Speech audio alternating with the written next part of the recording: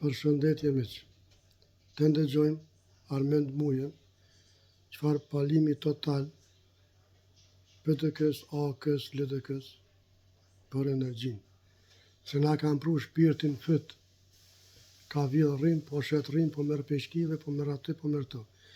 E të shikojmë, të ndëgjojmë me fakte, me dokumenta, se këtë për i ka zënë me dokumenta, me emën, se kush e ka pruve atë kompaninë në Kosovë. Edhe në çfarë viti.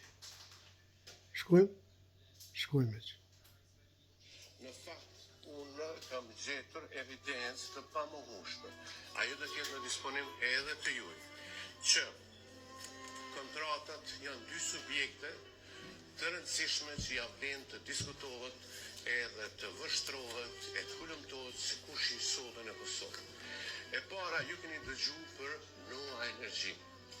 Në fakt keni dëgju Hikmet e Bajrami dhe përfaqësues tjerë të LDK-s vazhdimisht në kuvend të akuzojnë ne për ndonjë lidhje me Noa Energy. Më lejo t'ju them, pa asnjë fije dyshime dhe e mirëpresin çfarë do hetimi që ka nga çdo institucion. Në fakt, i rekomandoj edhe prokurorisë speciale që të shkojnë deri në fund kësaj çështje se kush ishin aktorët që sollën Noa Energy në Kosovë. Asnjë zyrtar i lëvizjes vetëndosje, as nga qeveria, as nga kuvendi nuk ka lidhje me Noa Energy.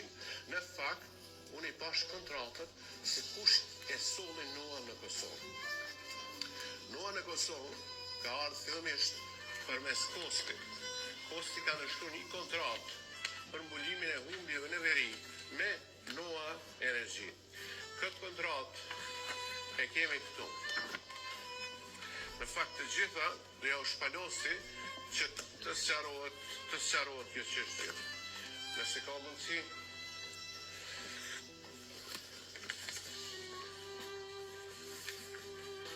Pra këto janë kontratat e Noa. E para, kontrata është nënshkruar me 15 janar të vitit 2018 ndërmjet subjektit Noa Energy edhe Kadri Kadriu, i cili po përfaqëson të Kostin në atë kohë. Pra, ardha e Noas daton që nga viti 2017. E dyta, Noa Keku i shet të prisat e energjisë elektrike gjatë natës apo gjatë ditës. Dhe pasaj këto subjekte e riprocesojnë e shesin brenda apo jashtë vendit dhe njëra interesoj se kush nënshkrujti kontratë me Noa. Dhe kontrata me Noa është nënshkruar me norm 5 të vitit 2019 ndërmjet Kekut edhe Noa e përfaqësuar nga Gentian Skënder Sula. Gentian Skënder Sula i nënshkruar nga Niazi Thaçi si kryeshef ekzekutiv për preorën e tij politike nuk pjo flas. Po e dini kush është ai? Tjetra, kjo kontratë s'ka dojë, u dashtë të nënshkruaj edhe një kontratë tjetër. Me Noan dhe një kontratë e dytë është nënshkruar me 11 tetor të vitit 2021 nga Përparim Kabashi, duke ushtruar rolin e kryeshefit ekzekutiv të Kekut. Në fakt kjo është kontrata dhe kjo kontratë është nënshkruar 4 ditë para se ardhi se na gjet Prasniqit në krye të Kekut.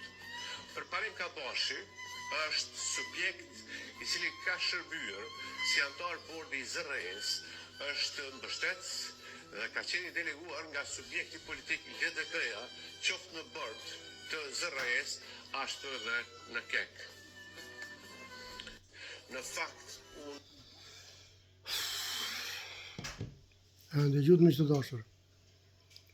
Jo miqtë e mi, unë besoj që edhe keni ditë se na i na i kena lëmtu i kena gjetë të dhona. Për këtë arsye s'u kena besu kur. Por jo, PTK-sha, LDK-sha, AK-sha, jo tash keni shans me hi, me këqyr, me gjetë edhe me ditë se kush i ka bo këto punë.